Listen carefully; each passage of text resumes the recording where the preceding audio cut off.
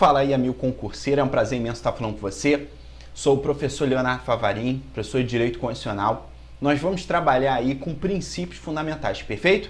Princípios fundamentais, onde você acha primeiramente na Constituição Federal, lá no título 1, vai do artigo 1º até o artigo 4º da nossa Constituição.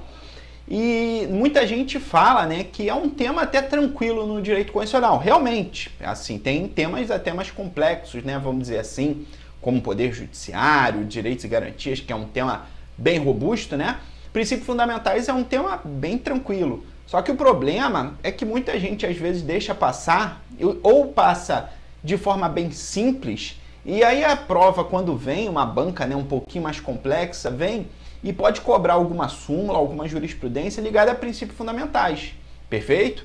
Então, é um tema fácil, não é um tema difícil, porém precisa atenção, tá? E a gente vai trabalhar aqui tanto teoria, jurisprudência, muita jurisprudência, perfeito? E exercícios, porque, claro, você tem que saber como isso é cobrado em prova, para você não se surpreender na hora da prova, né? E pelo contrário, você já está com o machado bem afiado e já está vindo bem preparado exatamente para o que cobrar em prova, beleza? Vamos lá, princípios fundamentais.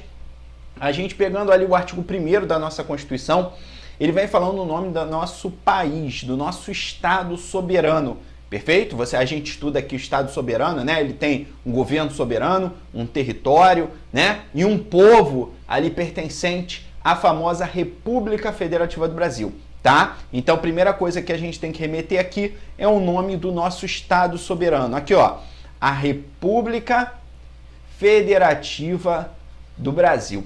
É importante que o nome do nosso país, né, do nosso governo soberano, do nosso Estado soberano, ele já foi Império do Brasil, Estados Unidos do Brasil, né, e República Federativa do Brasil. Então, ele já teve bastante nome.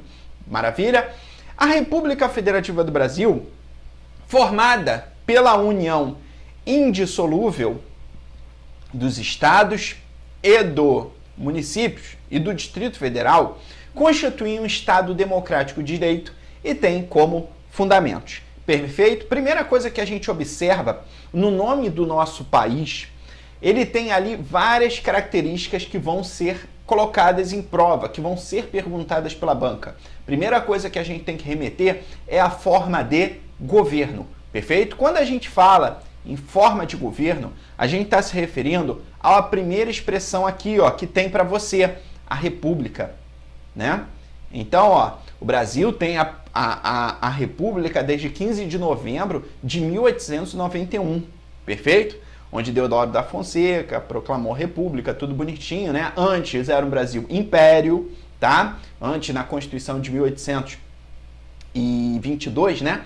Ele vem trazendo o Brasil império, perfeito? E até 1891, que é a Constituição da República Velha, né? A Primeira República, a gente tem aqui a nossa forma, aí, ó, forma de governo, perfeito?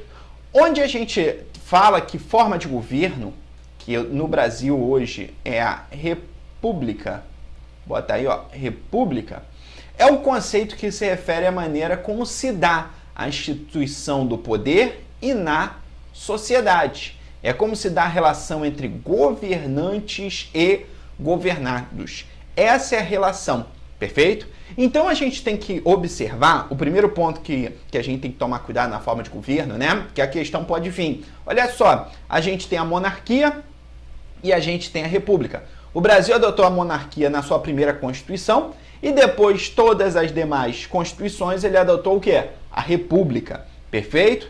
E a gente tem que tomar cuidado que na monarquia a gente tem uma monarquia absolutista.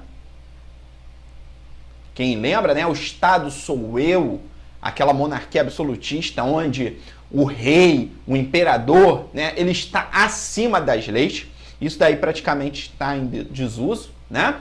Então, o parlamento não faz nada, quem pratica o ato é o imperador, né? Então isso daí é um sistema muito arcaico. E a gente tem monarquias constitucionais. A gente observa que, olha, embora aquele país adote a monarquia, ele é limitado ao poder da legislação. Então, por exemplo, Espanha, tem um rei da Espanha, só que ele observa as regras, né, legislativas daquele país. Ele não está acima das leis, pelo contrário, ele só foi criado exatamente porque a Constituição deu poder a ele. Então são monarquias constitucionais. A monarquia da Inglaterra, embora tenha muitas características de monarquia absolutista, é uma monarquia constitucional. A monarquia da Espanha, o rei da Espanha, é uma monarquia constitucional, perfeito? Já o Brasil adotou república, né? A república ou a coisa a ser do povo, né? Na república, a gente tem a responsabilidade direta. Na monarquia constitucional também a gente tem a responsabilidade, né? Mas na república a gente tem uma responsabilidade maior. O governante, ele está ali meramente como um delegatário do povo. É o síndico do condomínio. A gente coloca ele ali porque acha que ele vai ser o melhor para conduzir as finanças, os serviços públicos, né? De forma melhor e mais correta, mais lícita. Perfeito? A república, cuidado, que o Brasil... Cadê? Aqui, ó. Monarquia, ó, é a mais antiga forma de governo, tá? Ainda que em vigor, nela o chefe de Estado se mantém no cargo até a sua morte, né? Como regra geral, em muitas monarquias, são monarquias hereditárias, né? Ele vem na mudança e aí é meramente por família, perfeito? Do grão do homem à mulher, do mais velho ao mais novo, né? Ou a sua abdicação, ele pode abdicar do trono, por exemplo, na Inglaterra, eu acho que o príncipe Charles, ele abdicou o trono, né? Sendo normalmente um regime hereditário, perfeito? O chefe de Estado dessa forma de governação recebe o nome de monarca, normalmente com o título de rei, rainha, príncipe, né? E pode também muitas vezes ser o chefe de governo. Embora, por exemplo, na monarquia, a gente tem, por exemplo, na Inglaterra, o rei, né? O rei ou a rainha, né? Que é o monarca, que é o chefe de Estado, perfeito? E temos o primeiro-ministro, né? Alguns países adotam primeiro-ministro, ministro, ou presidente da República também, ministro, adotam, né? Como chefe de governo, perfeito? Coisa que o Brasil não adota, tá, gente? Na República, o presidente da República, ele exerce funções de chefe de Estado e chefe de governo. Conforme a gente vai lá ver no artigo 84 da nossa Constituição, o presidente da República, tanto ele nomeia e exonera os ministros de Estado, quanto também ele declara guerra, celebra a paz, faz acordos com os países, né, estrangeiros, ele representa o Brasil lá fora, tá? Então ele também exerce funções de chefe de Estado e de chefe de governo, perfeito? Na República é sinônimo de administração do bem público e dos interesses públicos, né? Só que eu queria fazer uma observação aqui, que no artigo 2º do Ato das Disposições Constitucionais Transitórias, vulgarmente chamado de ADCT, no artigo 2º, ele fala assim, olha só, gente, eu estou proclamando a Constituição Federal de 88, porém, o Brasil, ele vai começar como república. Porém, vocês, no dia 7 de setembro de 1993, vão poder optar em república ou monarquia constitucional. Perfeito? E a gente vai falar também do sistema de governo, que é o presidencialismo ou parlamentarismo. Então, no dia 7 de setembro de 93, nós vamos decidir se vamos mudar para monarquia constitucional ou manter a república. E aí, no dia 7 de setembro de 1993, o Brasil confirmou em manter a república. Então, hoje a gente tem uma república, né, porque de 88 até 93 foi uma república provisória, porque poderia ser mudada para uma monarquia constitucional, não é? E hoje a gente tem uma república fruto do poder emanado pelo povo.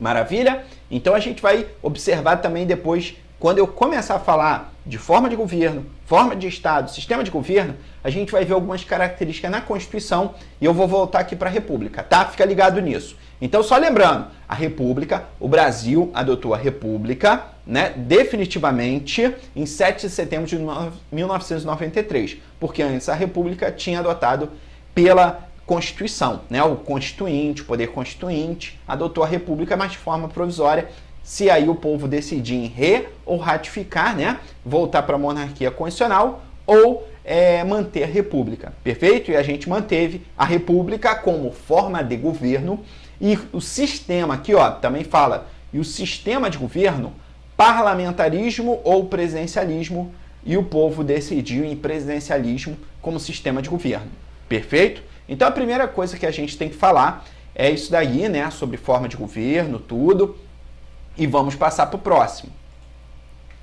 Forma de Estado. A gente tem que observar, eu vou falar aqui também das famosas cláusulas pétreas, né? Porque princípios fundamentais a gente vai viajando, a gente vai falando de uma coisa, volta para outra, né? Remete para lá, volta para cá. Então, a gente tem que traduzir tudo isso daqui, por quê? Para te dar uma boa base para quando a gente entrar no artigo 5º, artigo 18 da Constituição, que trata de organização do Estado, artigo 77, né? Que trata 76, que trata do Poder Executivo. Então, a gente vai andando aqui. Vamos lá. A forma de Estado adotada no Brasil é de uma federação, o que significa a coexistência no mesmo território de unidades dotadas de autonomia política, que possuem competências próprias, discriminadas diretamente no texto constitucional. Então, vamos entender aqui. Primeiro, a forma de Estado, o Brasil poderia ser, como já foi, um Estado, bota aí, ó, Estado unitário, perfeito? Que é o que? Um Estado unitário. Imagina assim, o governo federal, a União, só ela tem autonomia política. Os estados, Distrito Federal e os municípios não têm autonomia política. Vamos pensar nesse mundo. É meramente uma divisão territorial, o Estado. Então, nesse caso, o Brasil seria o Estado unitário. No tempo do Império, o Brasil era Estado unitário, tanto é que era a União e o Brasil era dividido em províncias. E essas províncias não tinham autonomia política. Quem escolhia o prefeito era o imperador. Então era o Estado unitário. Ali mostrava exatamente uma característica de centralização política. Aí, ó. Centralização política. Cuidado com isso na hora da prova, tá? Então, no Estado unitário há uma centralização política. Há uma centralização, na verdade, é o quê? O poder fica somente para um ente e ele tem um poder central, tá? Na federação, aí eu boto aí, ó, na federação, a gente já tem uma outra característica, é a descentralização política. Descentralização política. Descentralização política. O que é a descentralização? Isso daí a gente estuda até no direito administrativo, né? Descentralizar é eu não o quê? É ficar com essa autonomia política só para mim. É eu passar o quê? Essa divisão, essa repartição de competências para cada ente da federação. E aí a nossa Constituição, tanto no artigo 1º, a gente tem que remeter aqui a 2 artigos maravilhosos, né? O artigo 1º da nossa Constituição, e também o artigo 18 da nossa Constituição. Quero remeter esses 2 artigos que são importantíssimos para a tua prova. Primeiro, o artigo 1º fala assim: a República Federativa do Brasil, formada pela união indissolúvel. O que a gente está dizendo? Que o Brasil, todos os entes da federação são unidos, tem um pacto federativo ali. O pacto federativo traduz que está o governo soberano dando autonomia para esses entes. União, estados, Distrito Federal e municípios. Cuidado com isso na hora da prova. Esses entes que estão aqui, ó, União, estados, Distrito Federal e municípios, eles gozam de autonomia. Bota aí na tua prova, ó. Autonomia. Não sei se eu botei aqui o artigo 18 da Constituição Federal, que fala exatamente sobre isso. O artigo 18 da nossa Constituição Federal fala que a organização político-administrativa da República Federativa do Brasil compreende a União, tá aí, né? Os estados, o Distrito Federal e os municípios, todos autônomos nos termos desta Constituição. Então você está aqui observando o seguinte, você está observando que a Constituição Federal deu autonomia para a União. Olha aí que cuidado na hora da prova. Ué, professor, a União não é soberana? Pelo amor de Deus, nunca fale isso. Você vai falar que a União tem autonomia política, assim como os estados, o Distrito Federal e os municípios. Perfeito? Todos seguem regras constitucionais. Todos. Não é? Quem tem soberania é a República Federativa do Brasil. Então não confunda soberania com autonomia. Esse é um cuidado que você tem que ter na hora da prova, tá? Soberania é a República Federativa do Brasil. Tanto é que, deixa eu passar rapidinho aqui, se eu passar aqui e falar nos fundamentos, olha aqui o inciso 1. A República Federativa do Brasil tem como fundamento a soberania. Não estou falando da União, eu estou falando da República Federativa do Brasil. Então, cuidado, tá? Primeira pegadinha na hora da prova. Autonomia, União, Estado, DF, os municípios. Claro, professor, mas se a gente falar do governo soberano, a República Federativa do Brasil, quem que pratica o ato de República Federativa do Brasil? Por exemplo, presidente da República como chefe de Estado. Então não é a União? Sim, é a União que pratica, né? Por quê? Mas porque a República Federativa do Brasil deu esse poder a ela, dela praticar o ato. Perfeito? Por isso que o presidente é chefe de Estado e chefe de governo. Mas quem pratica realmente o ato é a República Federativa do Brasil. Então você não confunda, tá? Quem efetivamente pratica o ato é a República Federativa do Brasil, tá? Então cuidado. Segundo ponto que a gente tem que ter um outro cuidado maravilhoso na hora da prova é que o artigo 18 da nossa Constituição, acho que é o parágrafo 1º, fala que a capital federal é Brasília. Então cuidado, tá? O Distrito Federal é um ente da federação. Olha aí que cuidado, né? Já Brasília é meramente a capital federal. Perfeito?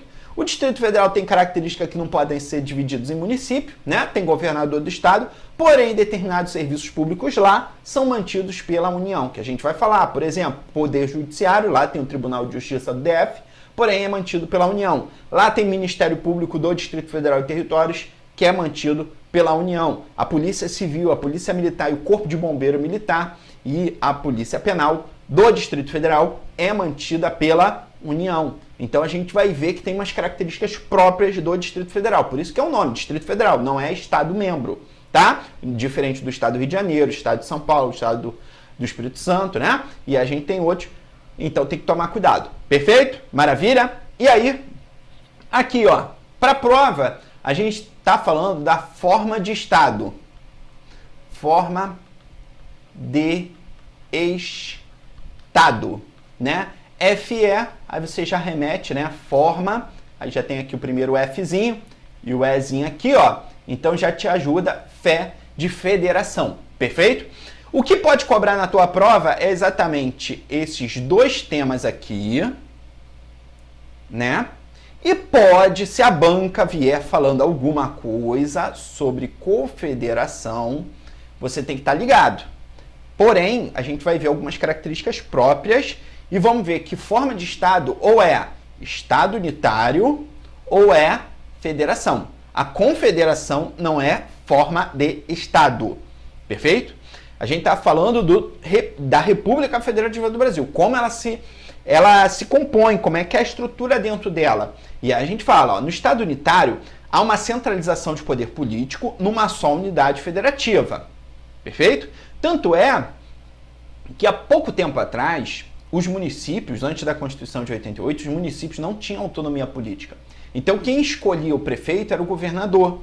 Quem liberava orçamento era o governador. Então tinha características próprias, tá? Já na federação, não. Na federação há uma descentralização.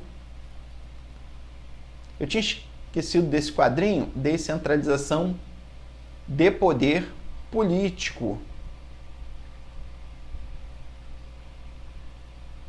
E a gente vai ver, claro, a União exercendo as atribuições específicas, né? Até mesmo funções de chefe de Estado, é exclusiva da União, né? Autonomia para os estados legislarem sobre determinados temas, né? Os municípios, o Distrito Federal ter as competências dos estados e dos municípios. E a confederação é importante, que a confederação é uma relação entre estados membros, entre estados soberanos.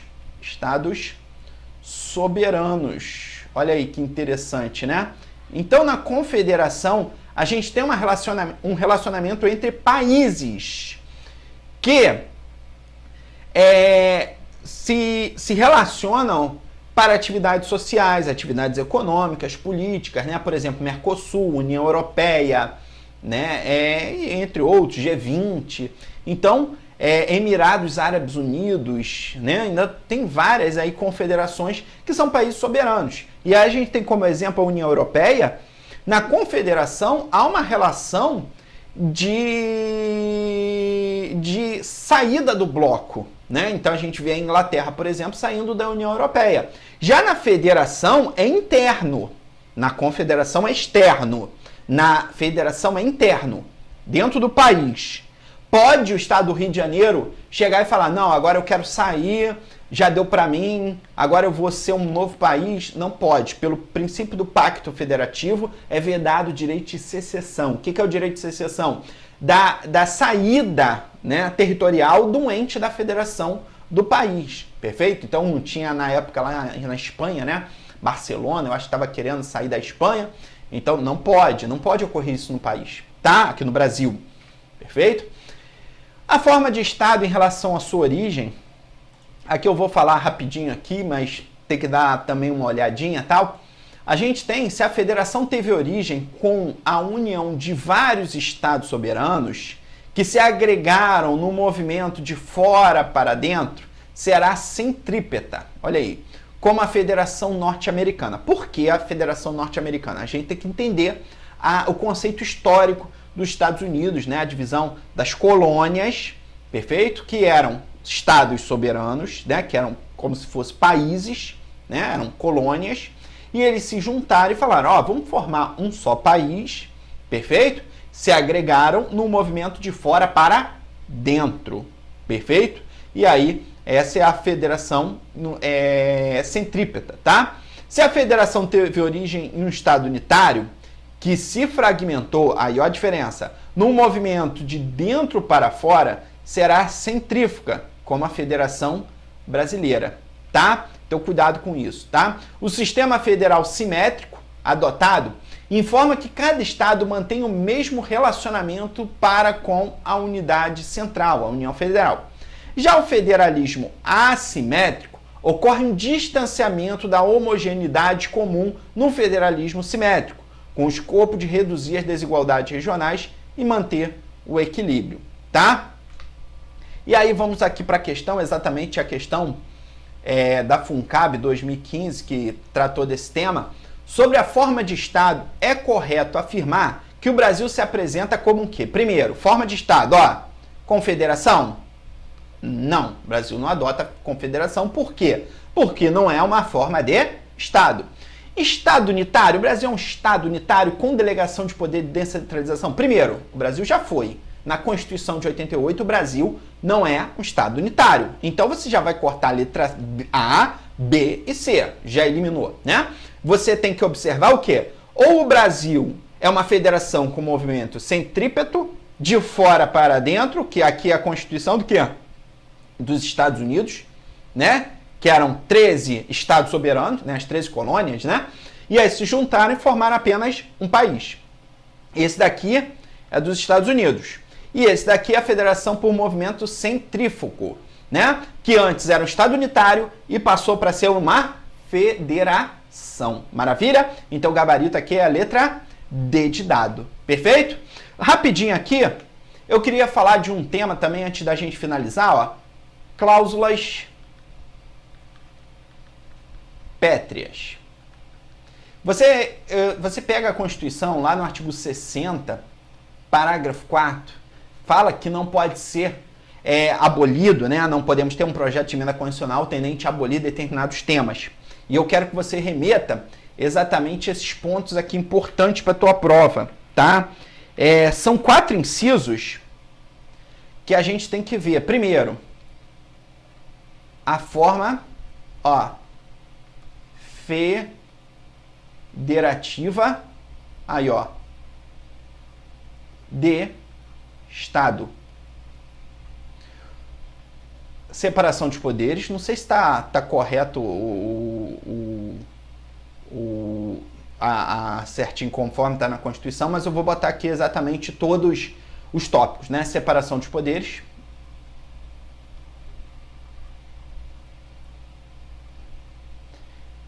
O voto direto, secreto, universal e periódico.